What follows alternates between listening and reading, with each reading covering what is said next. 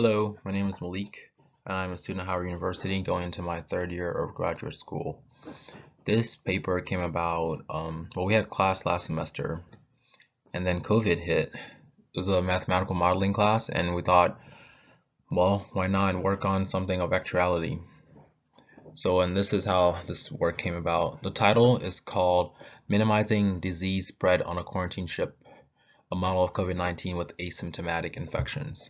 So this is a work, a joint work with myself, Dr. Gursky, Berlinda, Drew, and Naomi. So the objective of our study is to determine the effectiveness of quarantine in a ship during a coronavirus outbreak. Another is to highlight preventive and quarantine measures for a disease with a less pervasive spread that may not lead to such an explosion of cases. We'll also examine isolation and quarantine in a somewhat closed system in order to find the conditions to reduce transmission rates, and also address the political decisions involved in allowing a cruise ship to disembark infected and potentially infected passengers. What makes our models different or special is that we account for both symptomatic and asymptomatic cases. So here are some of the assumptions in our model. Probably go through most of them, but not all. Before isolation and quarantine, all ship passengers and crew members mix uniformly. Before quarantine is instituted on the ship, only symptomatic passengers and crew are restricted to their cabin. All crew members have the same number of contacts with passengers and crew, regardless of their shipboard role. All passengers have the same number of contacts with passengers and crew. Cabin-restricted crew members and passengers only interact with their cabin mates and crew who come to service the cabin with food and housekeeping services. Complete isolation is not possible on the ship because of natural restraints that happen when we're in a ship. The mean number of passengers per cabin and crew members per cabin are both over 1, hence making it difficult to completely isolate. Recovered crew and passengers cannot be reinfected. The cruise ship voyage is short enough so that no one dies of natural death while on board. It's actually 30 days. Crew and passengers have the same rate of developing an initially symptomatic case, becoming symptomatic after being asymptomatic. Recovery rate, evacuation rate, and fraction of the population having asymptomatic cases. The transmission probability of a single contact is the same for symptomatic as asymptomatic individuals and is constant for the entire course of the infection. And finally, there are no deaths on the ship. However, if you're seriously ill, then you're allowed to be evacuated to a hospital.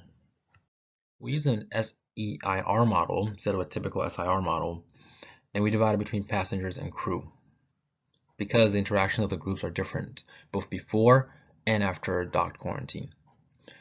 We have 5 infection stages: susceptible, exposed, infectious, asymptomatic, or asymptomatic infectious, symptomatic infectious, recovered with temporary or permanent immunity. Well, these are 5 categories, but we actually have 10 categories because we have each of those has a crew component and a passenger component. We also calculate the reproductive number, R0, using data from the Diamond Princess ship, and complete a sensitivity analysis to determine which factors have the biggest impact on the spread of COVID-19 in the ship. And this is a list of our dependent variables. The notation is to the left and this definition on the right. We have the number of susceptible passengers at time t, the number of exposed passengers, the infected, asymptomatic, etc. Basically those 10 variables we talked about in the previous slide. And here are the parameters we deemed important. Beta is a transmission probability, kappa pp is a contact rate between passengers, kappa pc is a contact rate between passengers and crew, kappa cc is a contact rate between crew, kappa cs is a contact rate between crew and symptomatic individuals. L is a rate to become infectious, alpha is a rate of developing symptoms, gamma is a rate of recovering from the asymptomatic stage, mu is a rate of removal of severely infected individuals from the ship, rho is a rate of recovery from symptomatic individuals, and sigma is a fraction of infected individuals who are asymptomatic. Here's the ordinary differential equation system that we came up with. And for example, if we look at dsp dt, it's negative beta sp over np times the quantity kappa pc I AC plus kappa pp I AP. And using these disease transmission route diagram, we see that, for example, the ESP has the arrows from IAC and IAP coming into it, hence the negative signs. And we do this for each of these components, and that is how we get our differential equation system. This diagram shows a progression of infection for the passengers on the left and the crew on the right. So you start by being susceptible, then you become exposed, and then you're infected with symptoms or without symptoms, and then you recover. So from S, you go to the E class, and then the probability that you become infected with or without symptoms is L. Now, the proportion of people, or the fraction of people who develop no symptoms, that is represented by sigma, so the complement will be 1 minus sigma. And then from being asymptomatic and infected, you can either develop symptoms at a rate alpha, you can recover, so alpha for the passengers, you can recover, and the crew, you can recover at rate gamma, or if you show symptoms, recover at rate rho, or if the symptoms are really bad enough, you could be evacuated, hence the mu. This table contains the parameter values. These are important because they make up the model, right? Without these, or with wrong parameters, our results could be completely different. Now, most of them are estimated. So, for example, our beta value for COVID-19 is calculated to be 0.13, but with an estimated range of 0.03 to 0.23. And as for the flu, we have a baseline of 0.144 and a range of 0.064 to 0.4. And for the rest of the parameters, we also have baseline and range values. For example, for mu here, which is the evacuation rate, we have approximately 0.1 per day, or 1 every 10 days. R0, or the reproductive number, is a number that you hear a lot when talking about math bio.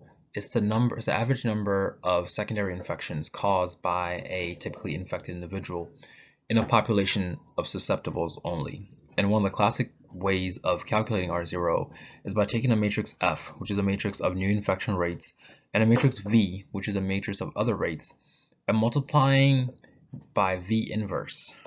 So we multiply F by V inverse to the right, and then we take the spectral radius. So when we take the dominant eigenvalue, we get R0. When R0 is bigger than 1, then the disease will persist. If R0 is less than 1, it is called locally asymptomatically stable, and that means that the disease will eventually die out. So then we look at how sensitive R0 is. We have a number called the normalized force sensitivity index relative to a differential parameter P. And this is the formula right here. So we take the partial of R0 with respect to P, and we multiply by P over R0. So we see that for the flu, beta, rho, sigma, and kappa CS and kappa CC are most sensitive. As for COVID, again, beta, gamma, sigma, and the kappa CC and kappa CS are most sensitive. We also see that after quarantine is in place, the models show that for COVID, mu has a bigger significance, and so does sigma, showing that it's very important to evacuate people when they get sick, and also to find a way to account for the asymptomatic passengers who are also infected. As for the flu, kappa CS becomes more significant, and so does mu. So it's still important to evacuate very sick people so that they do not get other people even more sick, and also to control the crew to susceptible passenger interaction. The model also accounts for intervention strategies to see whether or not the disease still pervades. So R0 becomes RE when we have some isolation practices. We use the parameter D, and D is 0 when there is no intervention, and D is 1 when the passengers are relegated to their quarters in the ship. So these heat maps show that the dependence of RE on D from 0 to 1, which goes from 0 to 1, and also on the transmission probability beta. So we see that the map is warmer when D is small and beta is high in both cases. But the strength of RE is bigger in the case of COVID, and also R0 is bigger than 1 in all these cases, which shows that even with isolation practices, the disease is not stopped. While here, with a low enough beta, we can get the RE to be less than 1, suggesting that the disease will eventually stop. This map shows the dependence of RE as a function of the number of asymptomatic infections and the rate of asymptomatic cases. So before quarantine, we have the following, and after quarantine, we see that RE is much less. So quarantine helps a little bit, but there is still a very high chance, in most cases, the disease is not killed off. And then we perform a simulation without immunity. So we assume that the passengers are on a ship for 30 days, and at day 14, quarantine is initiated. So the first row shows what happens in the case of the flu, and the second row is what happens in the case of COVID. So we see that the total flu infections start dropping off. It's no longer exponential. At the 14th day, after 2 weeks, we have more evacuations, and we see the cases dropping or increasing at a decreasing rate. In the case of COVID, the infections are still rising.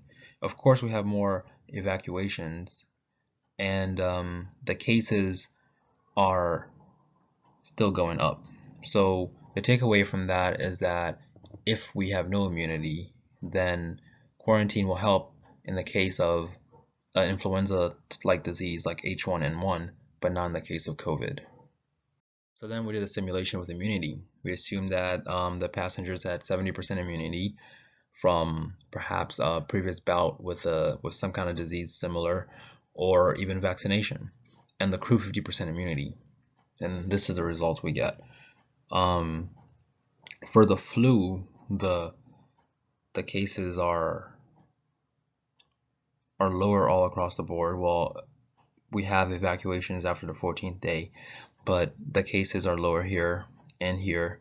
For COVID, we also see a marked decrease, but although it's better than what we had in the previous case, the disease still spreads and doesn't die out.